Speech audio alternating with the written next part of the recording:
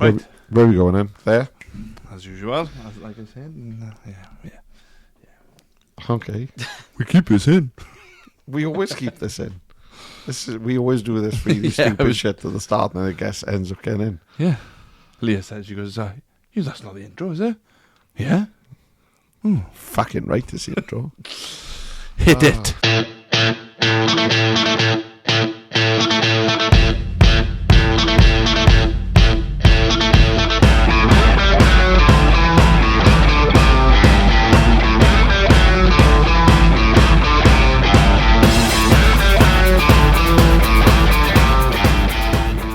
Here we are then. We're back in Merthyr Town FC. We We're up are. in Pendarden Park. I'm here all the time. I'm not. You're definitely not. No. You most definitely are. But yeah, we've come back. We were here last year, probably around this time last year, actually. Having a chat to some of the lads, some of the players.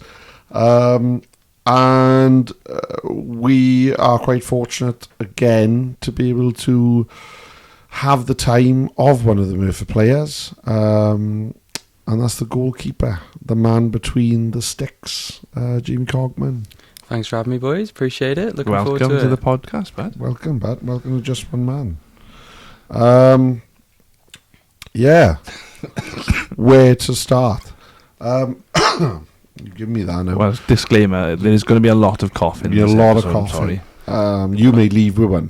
You may do. First thing he caught all season. Yeah. Really isn't. He's doing really well. I suppose, how are you doing? I'm good, mate. Yeah, obviously busy at the minute. We've got pretty tight schedule with between football and work. So, mate, it's the best job in the world though. Playing football, obviously, it's not your primary income, but having the privilege to go out and play is something you dream of as a kid, no matter the level. To be able to play football on a Saturday is honestly all I really enjoy, really. So, yeah, privilege, I think. That's an interesting word, privilege. Yeah. Yeah. I feel that because I've only ever just wanted to be able to kick a ball. And I come from a fairly sporty family, and as we've covered before. Oh, yeah. But I myself am not. No, you lost the gene somewhere. In that mix. Yeah, I'm absolutely fucking useless. I got a 16-month-old son who can kick a ball better than I can at the moment. And dress better as well.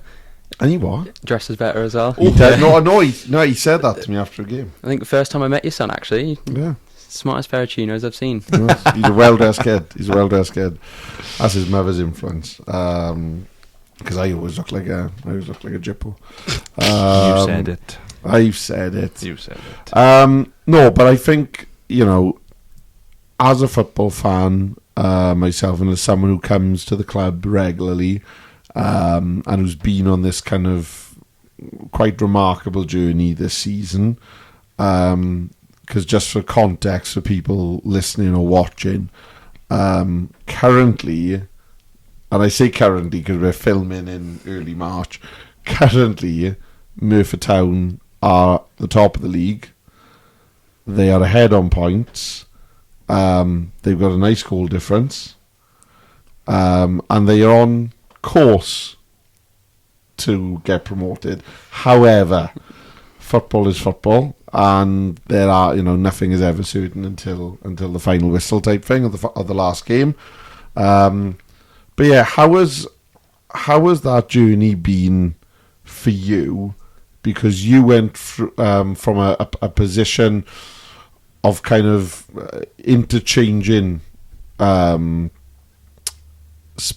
space as a goalkeeper with Will Fuller, who was he was one of the boys who was your last time, one of our guests last time, who we have a great deal of respect for. But obviously it went from you kind of swapping and changing games with Will to kind of just after the bank holiday in August. Was it August? Yeah, it must have been August. Yeah. Which seems like ages ago. To you kind of being the lead guy, the lead number one. So what kind of how did that So yeah, in reference to sort of that situation, it was a bit of a sort of come out of nowhere, really, to be honest. And Will and I had such a good working relationship, and almost was like a bit of a big brother figure to me. Sort of, I think we started playing together at 9. I would have been 19, and still sort of in my infancy of adult football and senior football. And to be honest, hadn't really done anything in terms of our level yet. I'd had a fairly decent season the year before, but obviously we did actually get effectively relegated, but through sort of another club going bust, we were able to stay in the league. So although personally I'd had a nice little season, the club was sort of not in a great spot itself. So Will then coming into the club, it was actually sort of like I think in the long run, it done me a favour and really, really helped me. Like, he's taught you so many things of just like little things of being a good person and being a good footballer. And I think a lot of people do say, "Oh, he's the loveliest guy I've ever met," but he's actually a hell of a goalkeeper as well. Like, I'd up there with one of the best I've worked with. And fortunate that we had such a good working relationship with. I've said to a few people before, it's not always so fortunate that you can be working with someone that's so understanding of the position. And it was never a thing of a Saturday morning we get there and Paul made the decision that Will was playing. It was never me going to Will like, "Oh mate, what are you doing?" Or I'd then flip in my mind to be, how can I make sure he's ready in the right frame of mind, give him the best warm up, along with the goalkeeper coach obviously. But it was never really that thing, and I think that was what made it so good. And as myself and as a club, I feel like we've transitioned really well accordingly. But yeah, sort of found out the same as everyone else, and this just sums him up as a bloke. He rang me on the day before he was going to get released when he'd just been told, and he was like, "Oh mate," I obviously explained the situation. He's like, "Just worried about you and how you're going to like go training wise. Obviously you're not got really any other senior goalkeeper." And I just thought in that time, I was like, full credit to him, he wasn't interested about himself or he was going to be without a club. It was more like how the boy's going to be, how are you going to be. And I think almost a bit taken back that someone would have that selflessness to go, it's actually not about me in this situation, and turn what I've been released, and it for a lot of people was the worst day of their life in their young years. What could have been quite a tough time for him, to turn that into something that was thinking out for someone else. I was just beyond shocked about, and I was really, really sort of proud to have played with him. Yeah. And I guess, you know, I know Will, and I'd like to consider I'm friendly with Will. And it was a real shock. I remember I was sat in work and I had a text, "Have you seen what's happening?" And I was like, "Oh," and I went on BBC News. I thought something like there was like a tsunami had happened somewhere in like Indonesia or somewhere. But I think how he handled things, as you said, was a credit to him as a person. And that is him, you know. He and, you know, his, you know, very, very supportive and lovely wife Alice were a staple of the club. You know, the fans loved them. That's always difficult as well. Then when you're kind of stepping into those shoes, because there is the expectation, right, of, well, he was this good, you need to be that good and better. Yeah. To kind of justify the decision, Yeah.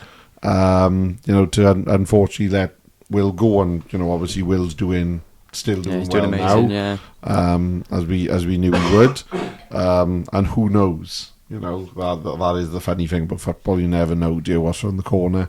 But yeah, it's really good, I suppose, you've managed to maintain that strong working relationship and the professionalism and the respect. I was talking to you a while back about. You always do, yeah? I would talk to you. But I was talking to Jordan a while back, kind of about in bits about your kind of journey, and I don't know if everybody really knows, because I think some people, you know, whether it's right or wrong, I think they just assume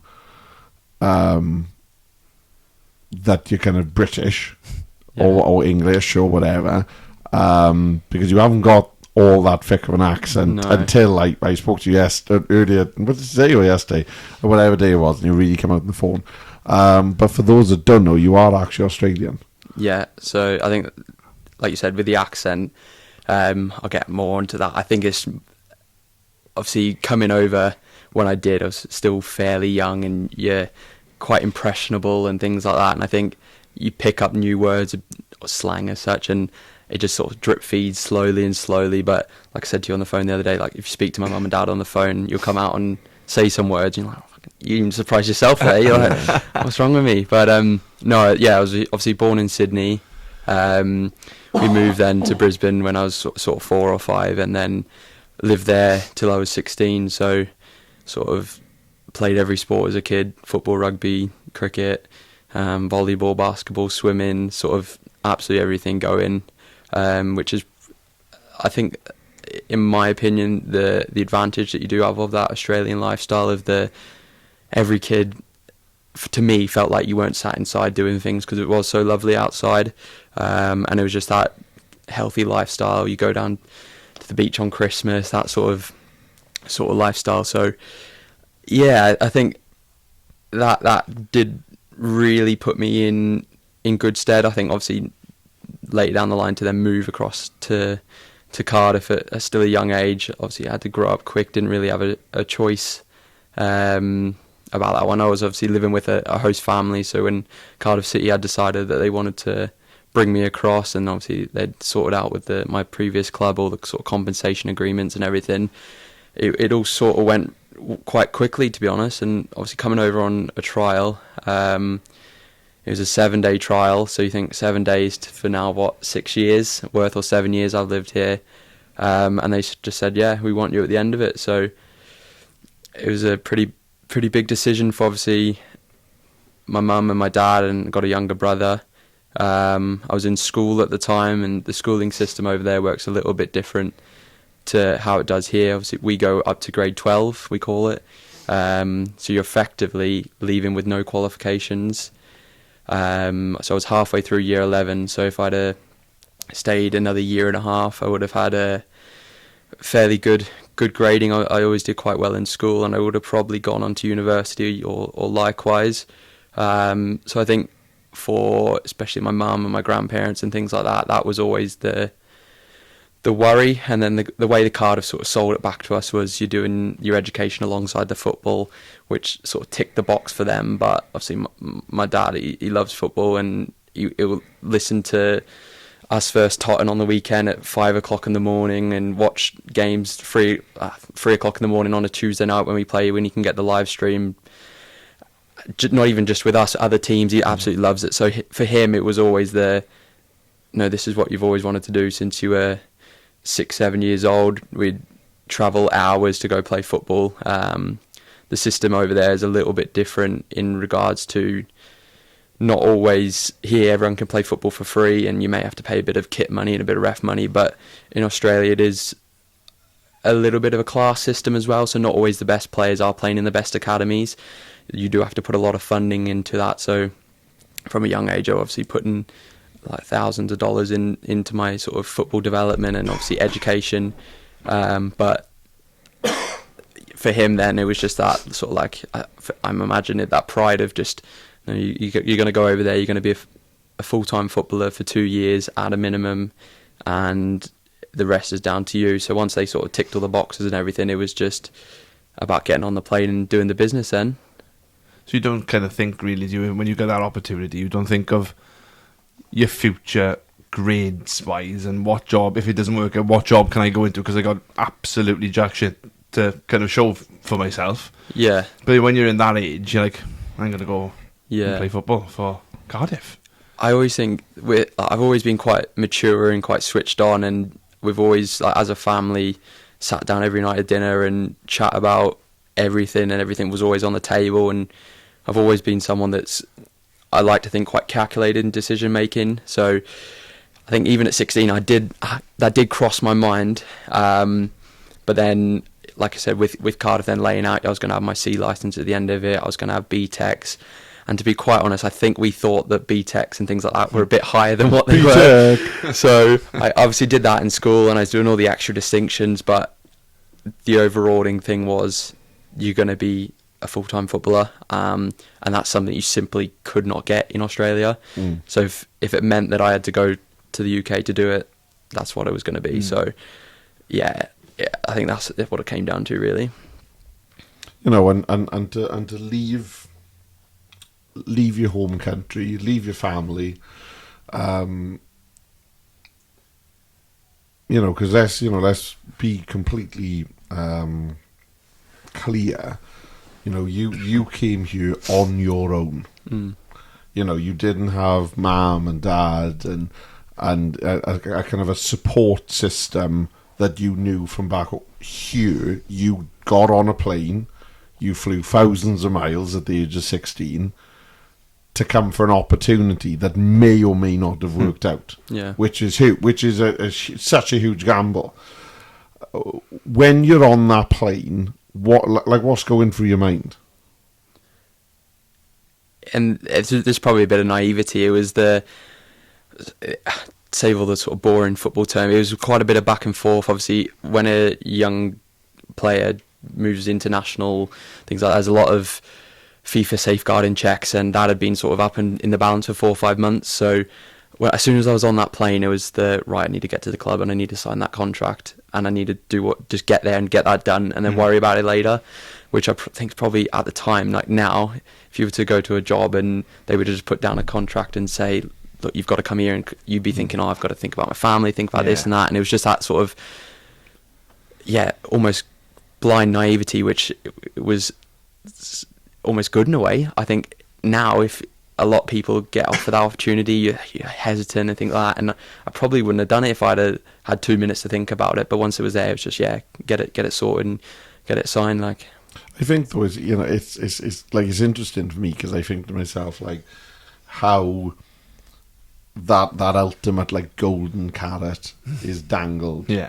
Because if you ask a majority of, like, football loving youngsters who are even, like, kind of good at a mediocre level, they're good.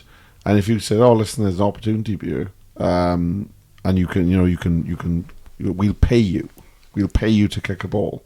We'll pay you to save a ball. We'll pay you to be part of a football club.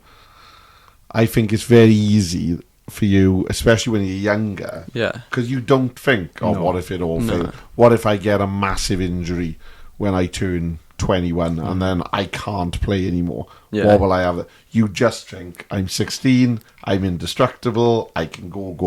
I know how good I am, because you only know what's in your world. And your world at that point was Australia, and then all of a sudden, like I said, you're jumping on a plane, flying, you know, however many thousand, I don't even know how many thousand miles it is.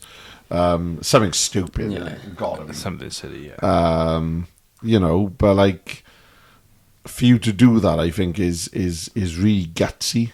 You know, so, and it's obviously in a roundabout way, it's still worked out for you in a roundabout way, because you've got experience. I don't know, right, Cardiff didn't work. What was that period like, where you kind of had that initial security, as you said, I signed the contract and I'll be all right now, I'm here, and all right, the weather's shit, but like, you know, when they've got weird food here, most people are generally miserable. I wouldn't say that.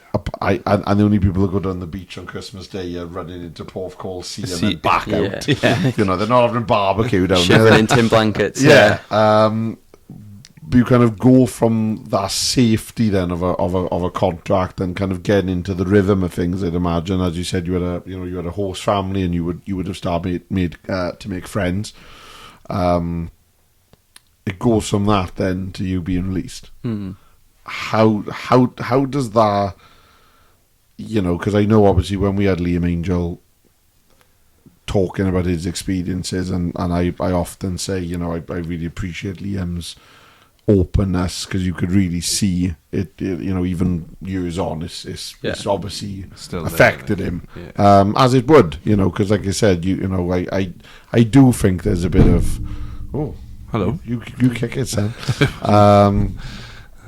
Get him in the kit. But I do think that there's a kind of a degree of coldness sometimes where you're looked at as a commodity rather than a person. Yeah. Because then it's the case of, well, we'll wrap them up and we'll tell them everything they want to hear. Yeah. And then if they aren't exactly what we want, then we'll just just bin them. Yeah. And what's to be will be. So what was that kind of experience like, I suppose, of the lead up to being released, but also then the actual release? And kind of a third point on that then would be, what kind of aftercare was there, if any? Yeah, so I think obviously when I signed, I had a 2-year contract, so 16, 17, and then 17 to finish on 18. The first year I was all with the under 18s. At the back end of that season, I was sort of getting drip fed, so like January, February time into the under 23s, so still only just turned 17 at that point. Obviously then COVID hit in March, so it was early March. I just bought my first car 3 or 4 days before, so I was all excited, just passed my driving test in the UK. And then you can't go more than 5 miles. And then I was in the club, obviously training, doing really well. I'd had a really good season. I remember we just had our player reviews, sat down with my dad on FaceTime. Obviously all the parents normally come in, but my dad's on FaceTime and the coaches are there. They're saying obviously doing really well. Next season we're looking to do this and that. We were all happy with it. Sort of finished. Next day come in and they're like, we're going to send you home. And this was weirdly when like sort of COVID just started. So you were seeing it on the telly, but it wasn't thought that it was in Europe or anything like that. So I was like, oh, come on, I'm quite relaxed. I'm like, come on, it's a bit preemptive, this and that. And they're like, no, look, you need to go.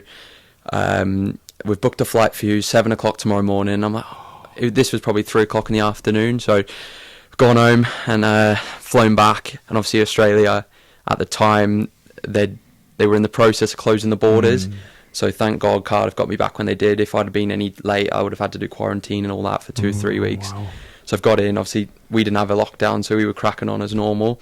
And I think in a roundabout way, it was probably one of the best things that could have happened to me. The season was effectively done. But I had from the end of March till when I was allowed back at the end of August, I was being paid. I didn't have to go anywhere. And my brother was in school, my mum and dad in work. All I could do was go to the gym, go running, and play football. So I come back then in August the next year, and they were just like, "What's happened to you?" Like a little bit, couldn't move, too much gym and all that. But they were like, "You've done really well." And obviously, I was only He's a real boy. I'm only quite small. Like, I'm still smaller now, but when I was then, I was even smaller stature. But that sort of then progressed me on a little bit, and I actually got moved up into the first team from that September. So still only really 17 in my second year of the contract. And it's when in non-league it's a bit different, but in the pro game they'll sort of like start to talk about a contract when you get to your final 12 months. So I'm sort of waiting to hear anything, training with them every single day. I was obviously playing all the under 18s the end of that season. Then you sort of in the first team squad a couple games. So Watford at home, I obviously got to go out on the pitch. There was obviously no fans in the stadium or everything, but that was the day after my birthday, and I just remember thinking, not like I've made it here, but I remember thinking, I did the warm up and everything, come back in, and I just sat down getting changed. I was like, have I really just done that? Like, that's all I've ever wanted to do, and I didn't not enjoy it, because you can't enjoy it, you working as such, but didn't hit me till then. But you sort of, that's in the January time, you're sort of thinking, look, I'm wrapped up here, I'm going to have a 3-4 year contract, I'm going to be sorted, 17, 18 in around the first team. And then Wales Online, I was, 3 months of some scandal, you fit right in. It's so easy to get carried away with it. You're like, I think now I'm from that experience, a lot more like realistic, not getting too high and low with things, but honestly, you're talking. Remember talking to my dad like, oh, we're gonna sign this, and we're gonna push for a little bit more money or a little bit more years, and they said, look, this is the date that we're going to tell everyone the contract dates. And I trained with the first team in that morning and had to actually go back to the academy building to join the rest of my teammates to have the decisions. And I'm hearing, oh, boys are getting them. I'm like, oh, well done. And like sort of naively going, oh, it's going to be fine. And just that bombshell of, oh no, we're not going to do it. And I was just like, at the time, it's like you can't describe that feeling. But to sort of answer your third point there, it was, in a weird way, I didn't have anything that I was like, oh, I wish I'd have done that, because I knew every single day I'd smash a gym, I'd put on X amount of weight, I'd done so much work extra, been with it, done this, did this, and this, and I was like, I have absolutely no regrets at all. And I remember walking out and just thinking, like, Joe, I'm actually quite proud of myself here. Like, I haven't been offered anything. Effectively failed what I come here to do, to get another contract. Effectively failed. But I was like, I feel like I should be more disappointed or more upset. And I just wasn't. And it was really, really weird feeling. And I spoke to, like, I knew quite a few boys around the country from Australia that had gone over and had similar news.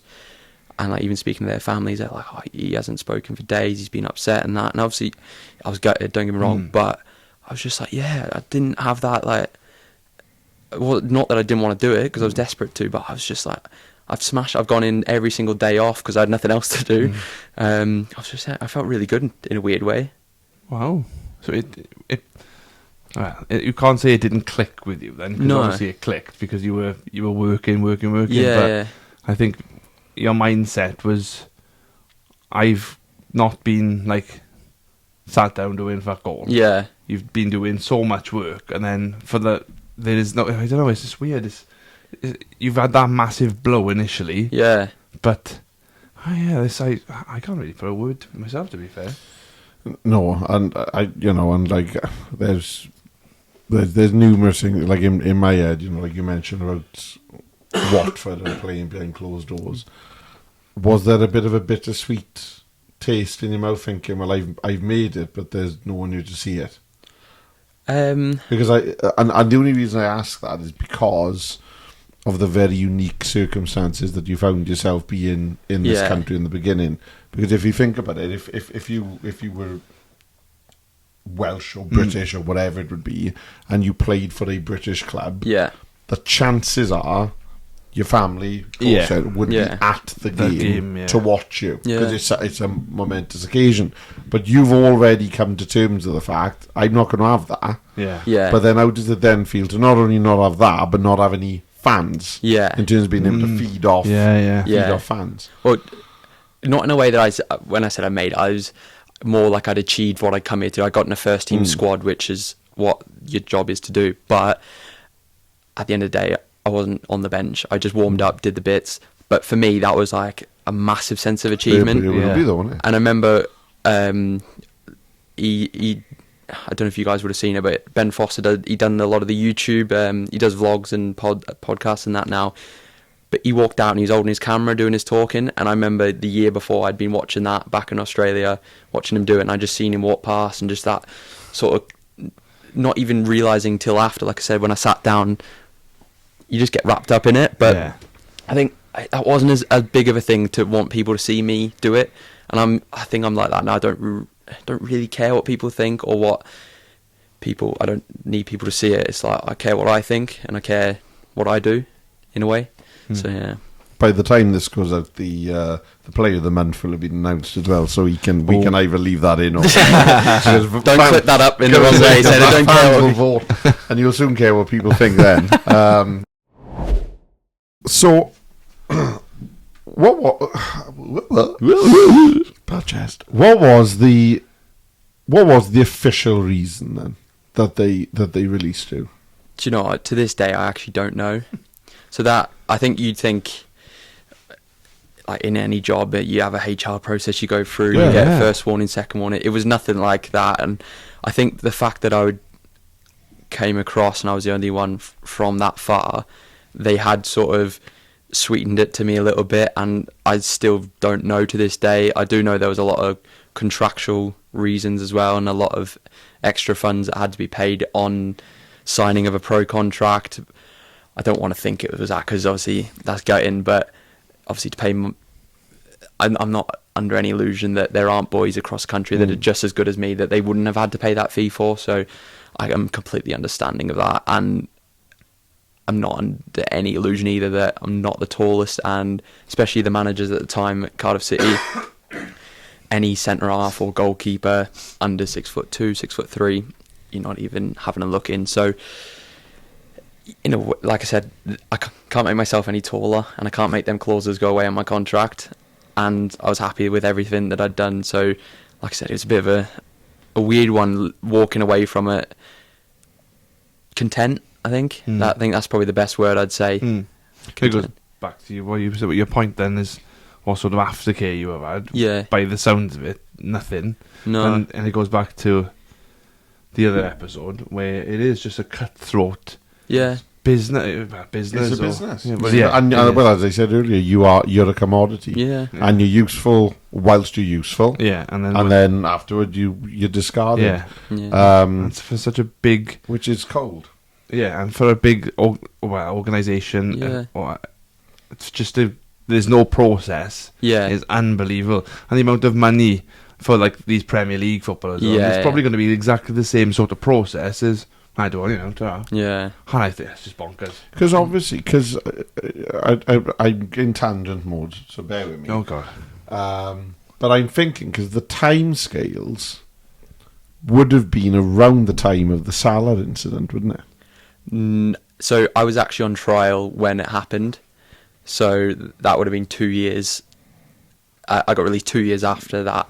But obviously the financial... But obviously financially, it took years, didn't it, to kind of... Yeah, it's only, I think, just coming out now, yeah. So to be honest, I don't think financially it makes too much difference in regards to how they treat the academy and things like that, because they have a lot of funding from the FA and things like that. It was crazy, though, because I remember, obviously, it was on the news, that this young man had tragically died on his way to Cardiff, and then it became about, right, who's paying for him? Because we kind of, because you did say that you'd pay for him, and I'm thinking, I don't know if people realised, he's dead. He isn't a commodity. No. He was a person. Yeah. So I don't know, but I suppose if I spoke to other proper football people, they're always that. Well, it's a footballing mentality, that you just, it's head down and keep going. Yeah. And head down and keep going. Because then you went into the wilderness for 10 months of because obviously now, so you've come to the UK, you've had the stuff for COVID, you kind of survived that COVID experience to a degree. You've kind of ticked off personal little milestones career-wise. You get let go, and then it's like, right, I am now in a foreign country. Yeah. The purpose that I came here to fulfill is completely out of reach now. That's gone. Yeah. What do you even, what are you sat there thinking at that point? Yeah, so literally from the day that I got told that I wasn't getting kept on, it was sort of like all systems go. So to be fair, the first team goalkeeper there, Dylan Phillips, I can't thank him enough. He sort of looked after me even when I was there and after. His agent, or he's like a goalkeeper super agent, he's quite well known, Richard Lee. He basically put me in touch with him, and to put it in sort of plain terms, if I'd have been just going about my business, I would never have been anywhere near him. He deals with all the Premier League goalkeepers, so for him to even suggest that was lovely, but it was sort of just trying to place me at a club. So sort of, it was, end of February, early March, I got told, and you've effectively, your contract to the 30th of June. If you can't find another club, you get paid an extra month, so the end of July. So you've got from, end of Feb to the July to make something happen. Otherwise, you've got no income and nowhere to live. So the biggest thing for me, obviously, not only do I have to get some money, because in the 2 years you're not on Premier League money, you're not on Championship money or Football League money, you're on under 23 or under 18 money. And I've also got to find somewhere to live, which if I was in back home, I could go to mum and dad's, and maybe £300-400 a month might be all right for a couple of months just to fill the car up. But so I had to sort of sort them things out. So basically, when you do get released, more often than not, they'll say, look, you can go, which goes back to your point of you're a commodity, but I didn't actually have anywhere to go in terms of club-wise. So I said, look, can I stay to the end of the season, to the end of May or June, whenever it was, can I train to keep sharp? And they were like, a bit weird, but yeah, if you want to, like, you've just been told this, everyone else has pretty much left, so if you want to. So I stayed. Still, the host family, that was till the end of the season, so it was fine. And then it's sort of like trying to get in anywhere, and I've never really had to like make yourself advise like an advertisement and things like that. To be fair, Cardiff did put like a little highlight reel together, but in all honesty, in the 2 years I've been there, I'd probably played 18 games. So to try and clip up things from such short, you're not going to get anything too good. Because I've seen that. Have you ever seen that online where like a player is actively looking? No, I've never seen and that. They'll try and create a little, like I said, the highlights package. And I don't mean any disrespect at all, but I'd look at it and I think, oh Christ, they must be desperate. Yeah. No, because you are essentially, please, somebody take I need a job. Yeah. because I need you know, the same as we would do it for work. Yeah. I need income. I need to keep playing, and especially I suppose when you're in your position, and by position I mean goalkeeper. Yeah. In that you don't really hear of many goalkeepers swapping and changing. No. You know, so I suppose then it becomes, you know, you need to find that kind of gap to fill. I think I'm not naive, and I learnt quick enough that myself as an asset is not worth a lot to a football club at that time. Like I said, I played 18 Premier League 2 or academy games, whatever they call it. Never officially played a first team game, and from anyone from the outside looking in, I was just another number. So for anyone to actually take a chance on me was going to be really, really tough. So yeah, like going in at these clubs, ideally I was planning on going in as like a number 3 at like a League 1 or League 2 clubs, and I went sort of to these clubs and trained, and they really good, we're really happy with you, but we've got no money. So I went to Oxford, Newport, Barnsley, and it was like all the same sort of conversation, like really like you, great to have around, but just can't afford to have a third choice. We'll just because like these aren't places that like, oh, they're all in, you know, it's all over the place, because you are like willing to do what you need to do. Yeah, well, the Newport one actually came around because it had got to, so obviously the season had finished, we had all the off season, so by that point I'd moved in to a flat in Cardiff with one of the boys who still played for Cardiff, so fortunately he had a spare room. He was like, look, you can come stay, sort of knew me well.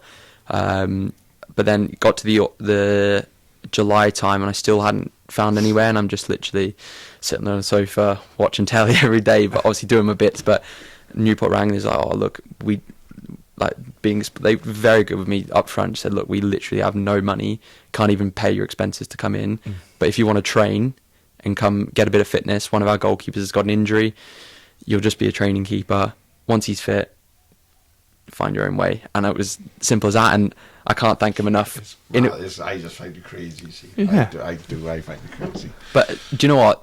In anyone that's been in the industry, that's so unheard of. That pure honesty. That would have been normally come in, we'll have a look at you, see how it is. Yeah. So that was like really refreshing, and I think that period from sort of like April to when I signed for Merthyr in end of September, November, that was sort of eye-opening to me of, if I do want to have a career in this game, it's going to be 1-year contracts, moving around the country. Is that something I really, really want? Absolutely, I want to be a full-time professional footballer, but that's the risks that come with it. So, the little old town of Merthyr then? Yeah. How did that come about? So, did you have to approach, or they approached you? So the under-23s manager I had at Cardiff, Steve Morrison, so he's the Sutton manager now, which is weird. It links Jay, plays for Merthyr, is on loan from Sutton, who's his manager, so Good God. everyone knows everyone sort of thing. He had done his, I think it was B or A licence with Dean Clark, who was his manager, who was the manager of Merthyr, sorry. And they'd not got off to a great start. I think there'd been probably 10 or so games played, doing okay. They'd a quite experienced goalkeeper, Steve Kahn, another lovely guy. He was playing, and they basically said, "Do you want to come up and train for a session?" And then, literally, I come up on a Thursday night, met all the boys. I knew Fraser. I was with him at Cardiff. He actually said to me in the summer about it, mentioned, "Oh, why don't you come up?" And I was still sort of on my high horse a little bit about, "No, I'm going to do this, I'm going to do that." I came up, and you walk up and you're like, "Oh, it's a big club, it's a big place." Like I think a bit, yeah, like I said, you look down on these places when you're in those positions, thinking, "Oh, I'm way too good for that," and then you realise, even now, I'm looking up and I'm going, "Oh my God, they're so good." And like to think at 18, where I'm nowhere near where I am now, I was looking down, I'm like, "Oh, what a little prick!" Like I would hate that guy. But you do, like I always enjoy, if you've got like an FA Cup time, and it is someone against, and it's a giant, and they're against a smaller club. I will always root for that smaller club, because I think, do you know what? They're probably more relatable. The people that work there, the fans are so, and then that's not to say the fans for your Liverpools and your Manchester Uniteds and your Arsenals or your Tottenhams, are passionate. But I think when you go down the leagues, and we see it here, like there are people who follow this football club that we are sat in now, where it is literally their life. That, and getting 3 points on a Saturday will dictate how the rest of their week will go. Absolutely. But also there's a real sense of like togetherness, like we've said before, and about the fact that you wouldn't be sat in Anfield and then see Virgil van Dijk walk past you to go and get his curry and chips after the game. Whereas, like, if after a game on Saturday now, you will all have to walk through fans in order to get to the food. But then for some of those fans, it's like, oh my God, it is. And the kids. I was going to say seeing the kids, like lining up with scraps of paper, and there was a lad up here, like last October. And he brought a football boot and a pen and was asking players to sign the football boot. And you're thinking, well, Merthyr players. What? He wants like Matthew Harris's signature. I got loads of them when we were in school because he's selling them. I was the same, but it was rugby for me. And it wasn't Merthyr, it was Ebervale. So I used to go watch Ebervale with my uncle. And every time the crowd would storm on the pitch, all the kids with my programme. I think it was Colin Jarvis played for Ebervale one, but I think possibly, and getting his, and I was like, oh my God. It's like for you though, that if you went to the Blues, you wouldn't be like, obviously you'd appreciate in that when you're a kid, but that's your team, innit? Well, exactly. It doesn't matter.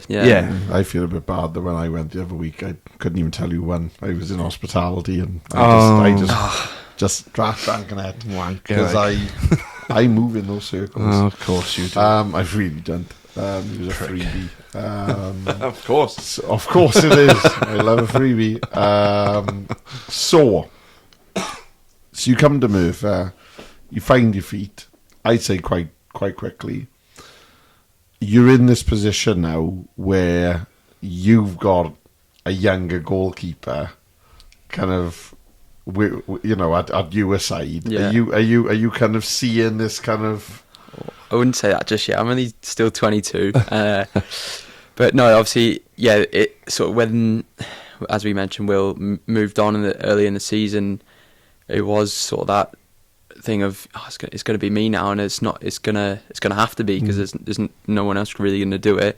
But no, the two lads that are there, they're Ben and Aaron. They're good lads, and we always joke around with the goalkeeper coach. It took us sort of 3-4 months to get them out their shells, and I think that's a thing a lot with the boys that age now, boys and girls, that they've grown up sort of, I don't want to sound old here, but in the screens and things like that, where that personality is sort of draining away a little bit, I feel. And like we go on the bus 4 or 5 hours to all these places, and sometimes you can sit there and you can not hear a word off some of them, and then you speak to them for 2 minutes and they're like, I don't know, he's actually got a bit, like I enjoy his company. What happened with us? We were on the way to Swindon.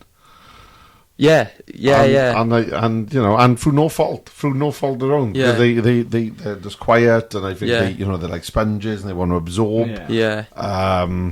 But then you're just like you can talk. You're allowed to talk, and it's encouraged because on those especially those long away trips. Yeah. You will learn from one another by talking to each other about experiences. Yeah, and exactly. I dealt with that, and what. So I think it's important. What is the kind of because I know we spoke to the lads about kind of mental health and how it was in the changing room. Do you think that it's from your own opinion, do you think it is a strong changing room in terms of the lads being able to think, if I got a problem I can speak up, or would they, or is it some will, some won't? Or? Yeah, I think it wouldn't be like you'd see in maybe an American film where you'd sit around, everyone, I'm struggling, like in front of everyone. I think it'd be like use Matthew, for example, pull him aside, or pull Lee or one of the senior boys or your mate aside, where it'd be like, oh mate, do you mind if we have 5? Like, I think that would be more how it would go, and I'd have full faith that everyone would feel confident to do that. And not just think our change room, I think change rooms, and I'd like to think friend groups across the country would feel similar. I do think it is. I've sort of spoke to people in the past where I think mental health now, for those that do suffer, and there's unfortunately thousands and hundreds of thousands across the UK that do suffer with it, it's now getting to that point where, unfortunately for them, that people are using it as an excuse and things like that. And I spoke to someone the other day when they were saying, my daughter gets anxiety when she has to speak in front of the class at show and tell. And sort of when that gets stripped back to me, anyway, I could be completely miles off it here. That's not anxiety, that's anxious. I was anxious getting up in front of the class when I was 8. Yeah. I'm sure everyone was. Yeah. And I think where that children are sort of being, not children, even young adults, they label themselves at this age, and they're not given that proper education. And those influential positions, your school teachers, your professional footballers, your music stars, pop stars, whatever, I think because it is so widely publicised, which is amazing, and it needs to continue to keep being. I think that, like I said, everyone's been tarnished with the same brush, and the only sort of experience that I could share, like I said, not really delved into that world too deeply, is it's not black and white. And if I was to ever be depressed, it would be different to how you may be depressed and how you may be depressed and feel.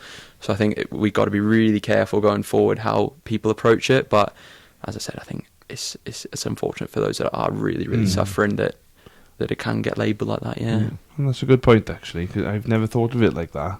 I always used to hate getting up in class, doing a presentation, or the school concert, or something like that. Well, I used to actively avoid it, because I used to have such a bad stammer. Oh, God, yeah, of course. And and kids had to go home. They couldn't wait for me to finish the sentence. What's the time, Mark? Graduation next year, Mark.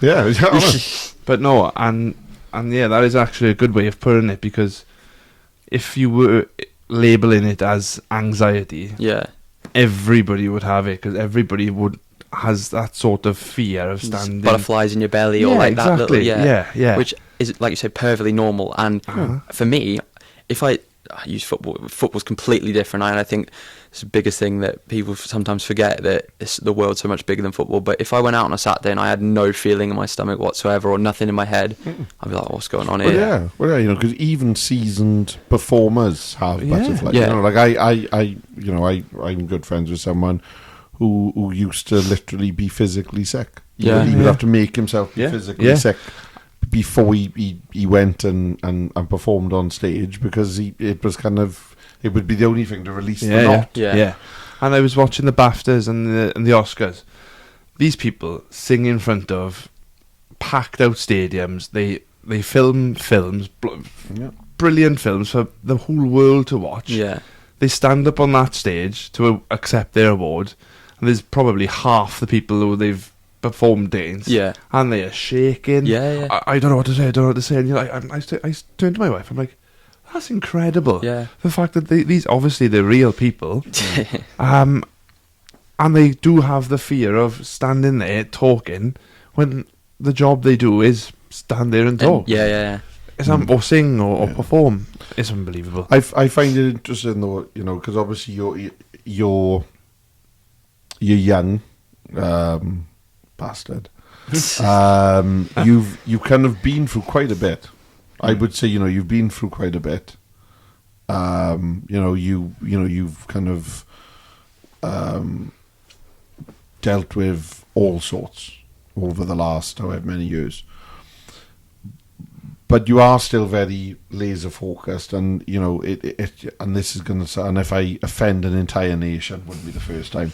But if I do offend an entire nation of Australians, just be careful. I'll get your visa revoked. Yeah, I don't mean to, but it is very, very stereotypically Australian in that you're chilled, and it's like water off a duck's back, and it's what's to be will be type thing. I find it really, really refreshing, because you are quite. I don't even know what the word is, but you seem to be able to kind of weather storms quite well. Whereas I can tell you now, if that had been me and someone said we don't want you in Cardiff, I don't know if I would have been able to come out the house. Because I would my world would have crumbled. Yeah. Whereas you, I think you good at kind of taking it, thinking, oh well, that's crap. What am I going to do? Yeah. Which I find really good. Good God, it's sort of like it is what it is sort of attitude, isn't it? I think sometimes though, like I listen to loads of podcasts, listening to people speak about it. Yeah, sometimes. No, like nobody does. That kind of For God's sake. You're meant to be promoting it now. Yeah, all six of them. I think that can sometimes be like a way of not dealing with things, which I'm not saying is always going to be the right thing, but the way I look at things is like, I can't physically change it. Like I said, not even just to go back to the Cardiff thing. Like, what was I going to do? I weren't going to go back in there and beg them to do it because they weren't going to change their mind. No. It's like if you crash your car, it's like, oh, I'm not going to uncrash my car. It's crashed. Like, do you know what I mean? But when and I know I asked the boys this when we had them on last year, which is crazy. I say last year. It is. And I know that you said, it is what it is, and I don't really. But as we talked about the fans being passionate, your position does not lend itself to a poor result. No. And fans, in my opinion. Yeah.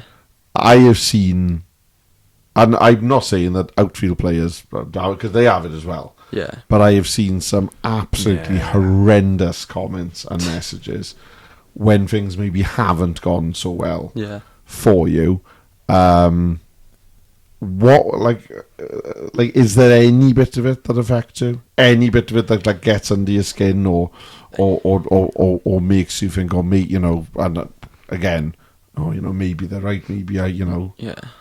Because some of them are horrific. Yeah. And they're from people who look like me. Is it one of your fake accounts? It's again? not one of my fake accounts, no. But it's like I think with like going back to my sort of like upbringing, everything that we ever did as a family has always been really like sat down, thought through, calculated. And I remember my dad saying when I first decided I wanted to go and golf full time, he's 5'9", so I'm not gonna be the tall enough. I'm gonna have to be the best with my hands. I'm gonna have to be the best with my feet. I'm gonna have to jump the highest. But I'm also gonna be the villain either way. If we win, the other team hate me because I've not let them score. If we lose, my team hate me because we've scored.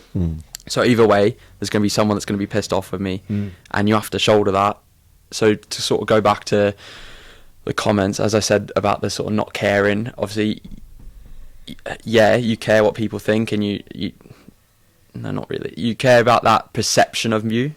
I wouldn't want people to go around thinking I'm a bad person or a nasty person, and that's what I think I sort of bring it back to. All right, if I kick one in my net, I'm still going to go home. I've still got to wash the dishes. I've got to put the washing in the washing machine. Yeah. And I think I'm a nice bloke at the end of the day. What I do there doesn't make any difference to what I'm going to be remembered in 70, 80 years. And if it really boils down to it, I'm sure they haven't got their pro coaching badges or their thing. Do you know what I mean? Like, that's right. It is what it is. Like, it really doesn't bother me, to be honest. It's like every time you watch like a match or go to one year and you got the away keeper. Yeah, just getting hammered. Oh my God. Unbelievable. I'm like, you've got to be so thick-skinned because they literally their hand, arm length away from you sometimes. Oh, I went to pick up a ball Saturday and it was in between the back of the goal and the fence was on the goal. No. A pizza slice, beer. I was just no way. But the thing is, you can't react. I remember when I first started playing senior football, someone said something in like third or fourth game and turned around and I said a little smart comment I thought was hilarious. And I got absolutely rinsed for the 90 minutes. Since that day, I've not said a single word. No. But again, that's you just getting on with it and thinking, well, if I react, that's it. Then they've got me. That's what they want. But like, yeah, exactly. And again, like you said, you know, gone behind the goal, you've gone to get the ball, you've had God knows what for them to do, and you just get on with it. I forgot what team it was, but there was a team here a few months ago where I believe there was an ice cube thrown at them. And yes. And all of a sudden, you got the referee stopping the game because it's dangerous. I mean, if an ice cube hits you there, that is pretty dangerous. Yeah. But it's an ice cube thrown at me. But like, imagine Susan from HR throws an ice cube at you in the office. Well, get on with it, innit? That's right. Open your water bottle for an inch, right? And if someone if someone comes and throws an ice cube at me, I'll be like, okay, cool. I've asked for it. No, but I know. I think what I mean is, right, you just need to. I think your way of weathering things. That's got to take some sort of mental kind of dexterity, some sort of mental toughness, not to bite, because. Yeah. I have been at games that you've played in, and friends of mine who play, and I've heard people call things, and I am fuming as a fan. Yeah. So I'm thinking, I don't know, how hasn't he bitten? How, and that restraint. Yeah. And I think it comes back to like I said. And personal stuff as well, and that's what that's what I don't like. I think if it's within the confines of the game, fair. But when people start getting personal, and like, do you know what? I'm gonna fucking have you now. That's for me. The only people I'd really care is like Paul Michael Smudge, the goalie coach Craig. If they turn around and start hurling abuse, I'm like, I need to sort myself out. Like I said, you're in that bubble and that sort of tunnel vision of it doesn't really matter. And I'm very much in the moment sort of person where once it's gone, it's gone. Like, I couldn't really care less. Like if he dies, he dies. Not quite that bad. And I think we have to. I think that's call it because we're going to get kicked out. Otherwise, and Dan's going to be knocking on that door saying, "Get out." Is that what he's going to say? He's going to say, "Get out now." So yeah, been a pleasure, Jim. Thanks very much for your time. Send you the bank details for the transfer. No, it's Cardiff City's one. You should have that. Like I said, cheers to coming on and share, sharing, like you said, because it is a unique. It's insight into how this sort of thing works. It is, it is unique, and I think you're a example for a lot of younger people, not just people in sport, but people in different careers. Of you can have it all planned out, and if it doesn't all go to shit, it doesn't mean it's all over. Yeah. You still do have avenues you can get down, and you can still be successful and still be happy. Yeah. Because he is happy, honest. He loves living in Merthyr. Where else would you rather be? You wouldn't want to be on some beach. I didn't even know how hot it is in Australia. I just know it's a place surrounded exclusively by things that want to kill you. Spiders, sharks. There's a few of them in Merthyr, mind. Ooh, couple of sharks. Rats. Couple of rats. Lots of snakes. Yes. But yeah. So, and thank you again for watching, listening. Episode 21 is done. Oh, 21. I know. What's as old as you are? It is. Yeah. Yeah, and again, like, subscribe, drop us a comment, drop us an email, justonemanpod@gmail.com with your thoughts, queries, questions, anything. Feedback, anything at all. Yeah. If it's negative, don't keep it yourself. And if you are around and you come up to Pendarren Park and you see Jaimie, just throw an ice cube at him. Wasn't me that got the ice cube, mind. No, it wasn't. No, it wasn't him. It was someone else. But in the future, it will be. Yes. It will be, yes. Oh well. Yes. That's us for now. Yes. This goodbye from me. Goodbye from me. Well, you should have said goodbye from him, and it's goodbye from me. No, it's not. It's Right. goodbye from me and goodbye from him. Oh, yeah. Don't Oh, mind. well. Never See you mind. again. Ta-da. Ta-da.